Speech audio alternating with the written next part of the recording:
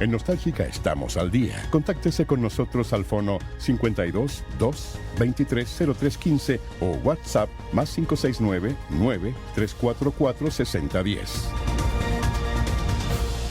Estamos en vivo y en directo, son las 8 de la mañana con 8 minutos, 8 de la mañana con 8 minutos. Tenemos a esta hora de la mañana un contacto bien interesante porque el día de mañana miércoles, en el Senado, se va a votar una ley que llevaba un buen tiempo ahí estancada y que ahora se ha vuelto a reflotar y que se conoce como la ley de glaciares. Esta ley de glaciares también se ha reflotado para poder conversar también de esto y las implicancias que tiene, tanto medioambientales como también en la producción de nuestra región específicamente. Vamos a conversar con la senadora Yasna Proboste, que está en línea con nosotros. ¿Cómo está, senadora? Muy buenos días, bienvenida a Nostálgica. Muy buenos días, Mario. Bueno, efectivamente, tal como usted lo dice, sí.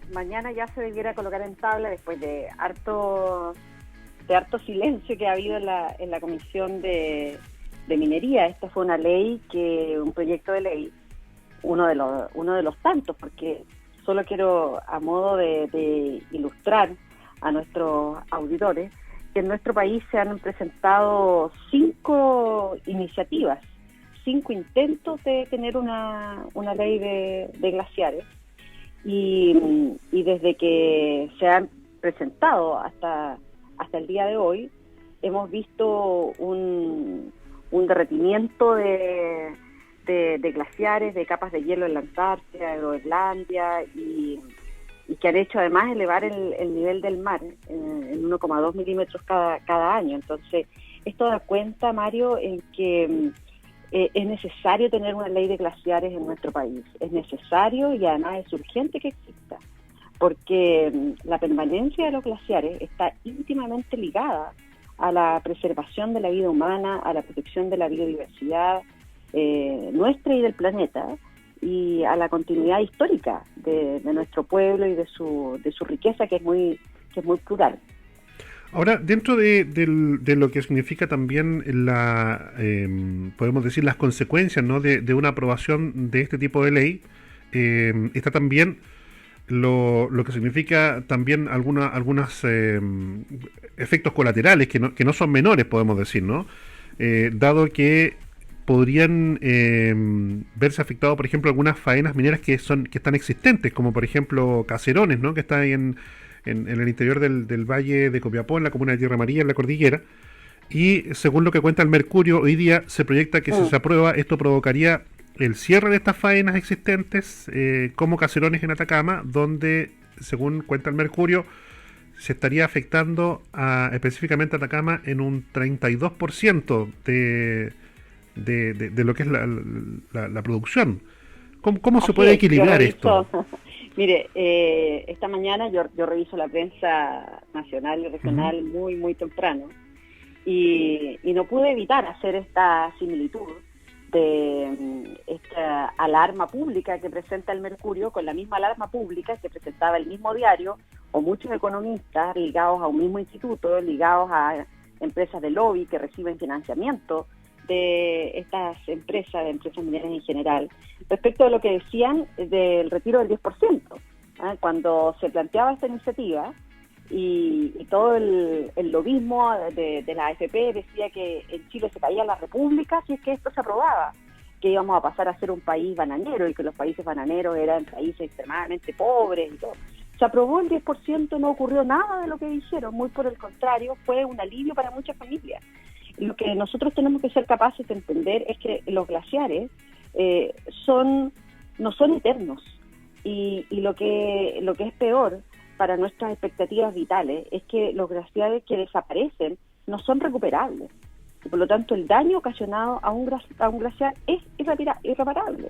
Y este hecho condiciona la vida, condiciona el agua como un bien común de la humanidad que se va haciendo cada vez más escaso y que va agudizando además los conflictos sociales, la confrontación entre las personas. Y lo que nosotros tenemos que ser capaces de entender es que hoy día parece absolutamente necesario el que nosotros avancemos a hacernos cargo de este déficit de protección de glaciares que no ha logrado ser cubierto por las iniciativas emprendidas. Pero esta ley implica el cierre de faenas, necesariamente. En 15 años el Congreso ha visto sucederse iniciativas legislativas de distintos parlamentarios. Este particularmente que vamos a ver en la Comisión de Minería es una moción que presentaron la senadora Jimena Órdenes e Isabel Allende y los senadores Guido Girardi, Osandón y el propio senador Rafael Provence de la región de Atacama sobre protección de glaciares. Y por lo tanto, esta transversalidad, porque hay parlamentarios de distintos sectores políticos, creo que hace abrigar la esperanza de que por fin podamos tener un destino mucho más auspicioso en materia de protección de glaciares. Y yo creo que en este momento en que realmente nosotros tenemos que ser capaces, como un momento crucial para la definición de nuestro país en materia de cambio climático, del futuro de los océanos, de la criósfera, es necesario que esta iniciativa se pueda aprobar en el Parlamento. Pero ¿tendría este efecto colateral de cierre de faenas? Mire, nosotros no estamos viendo el que aquí se busque con una iniciativa como esta afectar a un sector en particular. Lo que nosotros estamos viendo con esta iniciativa es que es un claro beneficio para la sustentabilidad humana. Y creo que eso es algo que uno también debe colocar siempre dentro de su principal prioridad. Yo particularmente quiero agradecer a organizaciones como la Protección de Glaciares, algunos académicos de la propia Universidad de Atacama que nos han ayudado y nos han apoyado muchísimo en la indagación, en la presentación de ciertas indicaciones para abordar el tema del permafrost, que es la capa de suelo permanente congelada. Veíamos esta semana unas cápsulas muy didácticas que ha estado sacando un canal de televisión en nuestro país, en donde hablaba precisamente del permafrost y cómo cuando se interviene y se comienza a derretir, quedan al descubierto bacterias que han estado por miles, millones de años bajo estos hielos y pueden generar nuevas enfermedades. Entonces, ¿qué es lo que uno tiene que colocar en primer lugar? La vida de las personas. Lo que uno tiene que colocar en primer lugar es la sustentabilidad y, por cierto, en esto los glaciares constituyen un elemento, la protección de estos glaciares constituye un elemento fundamental. Ahora, esto implicará también, por ejemplo, que se tengan que adecuar los próximos proyectos mineros, por ejemplo, a esta nueva ley de glaciares, si es que se aprueba, por ejemplo, para futuros proyectos, es decir, que no se podrán desarrollar proyectos en ciertos lugares.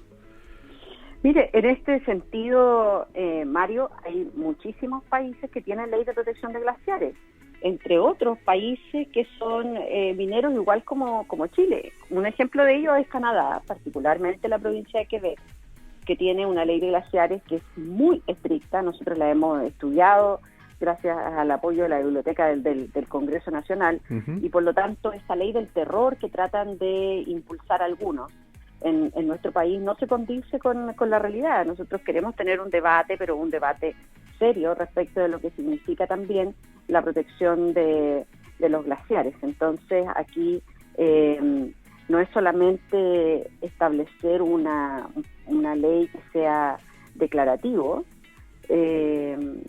sino que realmente poder avanzar en una protección adecuada y responsable del cuidado de nuestro medio ambiente.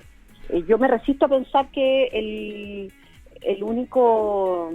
la única forma de llevar adelante una actividad tan ancestral como lo es la actividad minera en Atacama y en nuestro país sea destruyendo glaciares.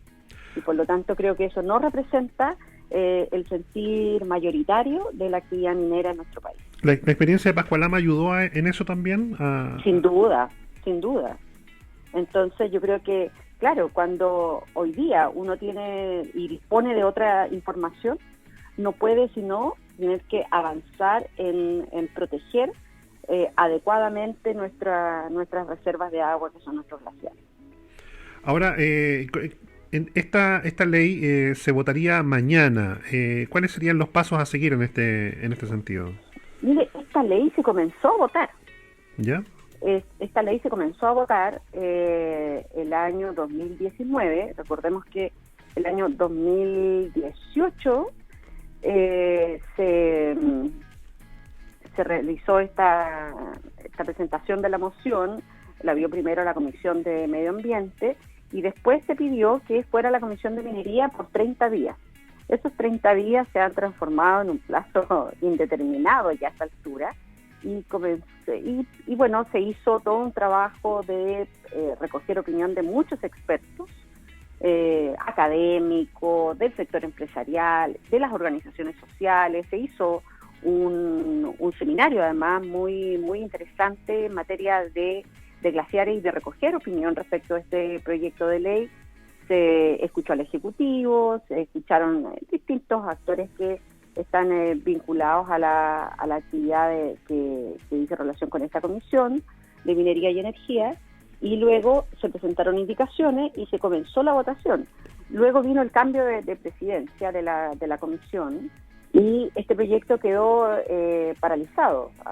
Primero también los problemas derivados, los proyectos derivados del despertar o estallido social fueron dejando rezagados esta iniciativa. Después hubo cambio en la presidencia, siguió estando rezagado hasta que ya fue tomada la decisión de colocar este día miércoles en tabla este proyecto de ley en la comisión. Muy bien, estaremos atentos entonces a cómo se desarrolla esto. Estaría entonces bastante avanzado el proyecto. ¿Será clave entonces lo que suceda mañana? Sin duda, mire, y yo creo que en esto es inevitable, yo quiero insistir, en esto es inevitable pensar en esta campaña del terror que promovieron los grupos económicos a propósito del retiro del 10%. Y yo le quiero decir a todos los ciudadanos y ciudadanas y trabajadores y trabajadoras de estas actividades que nada de eso ocurrió. A todo lo que ellos auguraban respecto de si se aprobaba la iniciativa del 10%, que aquí se desplomaban los mercados, que subía la inflación, que se caía la república, nada de eso ocurrió, muy por el contrario. Entiendo entonces que no se cerrarían lo que está anunciado. Nos parece que esto es la misma campaña del terror que le hace tanto mal, claro, al desarrollo de nuestro país. Claro, lo que pasa es que surge, digamos, la inquietud, porque si uno lee, ¿cierto?, lo del mercurio, obviamente se preocupa. Pero imagínense cuando leíamos que aquí que la inflación se iba a disparar. Sí, pero frente a esto mismo, por eso yo le digo, como para tener esa claridad, tomando, digamos el símil de que no pasó nada, la senadora Yarna aprobó se podría también decir que si esto se aprueba, ¿no se cerrarían estas faenas? Porque yo tengo la certeza, o yo abrigo la esperanza, en que su proyecto minero no sea solo a partir de la explotación de glaciares. Entonces a mí me parecería que eso sería un despropósito, colocar en ese nivel la decisión. Claro. Porque significaría además que mintieron respecto de todo su estudio de impacto ambiental. Claro, bueno, ahí también hay otro tema que tiene que ver con la capacidad que tiene el Estado, ¿cierto?, de poder vigilar o supervigilar o fiscalizar que todo esto no se vayan a romper estas reglas, porque reiterando, ¿cierto?, el caso de Pascualama fue también parte de eso, ¿no? Que no hubo quizás digamos, un seguimiento tan estricto como la ley lo indicaba, y después al momento de hacer el seguimiento se dieron cuenta de que ya estaban sobrepasados. O sea, mire, yo lo que creo es que ese ejemplo da cuenta en que la institucionalidad hizo su tarea con un tremendo apoyo de las propias organizaciones comunitarias. Pero aquí fueron precisamente la Dirección General de Agua, el Servicio Agrícola y Ganadero, entre otros, los que presentaron antecedentes que sirvieron de base para establecer los expedientes primero de sanciones y luego que terminaron en la decisión del Tribunal Ambiental de la revocación definitiva de la resolución de calificación ambiental. Entonces eso da cuenta que la institucionalidad efectivamente existe. Lo que ocurre, Mario, y en eso sí usted tiene toda la razón, es que en nuestro país, cuando se legisló respecto de la ley de bases generales del medio ambiente, se estableció en que todas esas medidas eran exigibles para los proyectos que ingresaran de ahí en adelante. Y se estableció en que de ahí hacia atrás no se iba a ser exigible el cumplimiento a la Ley General de Base del Medio Ambiente. Y yo creo que eso también es una experiencia para nosotros a propósito de la discusión hoy día de glaciares. Porque ¿qué es lo que ocurre? La autoridad ambiental solo puede hacer fiscalizaciones respecto de incumplimientos a la resolución de calificación de ambiental, es decir, incumplimiento a proyectos que se han sometido a inicio de faena o inicio de funciones desde la fecha en que se aprobó la ley de base del medio ambiente en adelante y no hacia atrás. Por eso tenemos los problemas que existen en la provincia del Guasco con proyectos que son anteriores a la ley de base del medio ambiente. Bueno, ahí hace falta también fortalecer a Sernagiomina, porque tienen muy poco personal como para poder cubrir tanto. Ayer vimos el presupuesto de Sernagiomina, la verdad, quedaron pendientes algunas partidas, porque precisamente un servicio tan pequeño sigue teniendo hoy día un déficit estructural. Después de lo que fue el accidente en la mina San José, en donde el actual ministro, que era senador, reclamaba por más recursos, hoy día que el ministro no entrega mayores recursos ni se la juega porque Sernagiomina tenga un equipo de fiscalizaciones mucho más fuerte del que tiene, porque bueno, ellos en su ideología creen en un Estado pequeño que fiscalice poco y que deje hacer, y después se sorprenden frente a estas situaciones que se viven de manera tan dramática. Entonces, claro, por eso creemos en que nosotros hemos presentado un proyecto de ley que esperamos tenga un buen final, junto con el senador Latorre y otros, para modificar el que todas las empresas se le dé un plazo, así como existe para las personas la regularización de su infraestructura, que es conocida como la ley del mono, que hoy día también exista un plazo para que todas las empresas puedan someterse a estudios de impacto ambiental y por lo tanto puedan tener resoluciones de calificación ambiental, que la institucionalidad pueda realizar la fiscalización. Claro.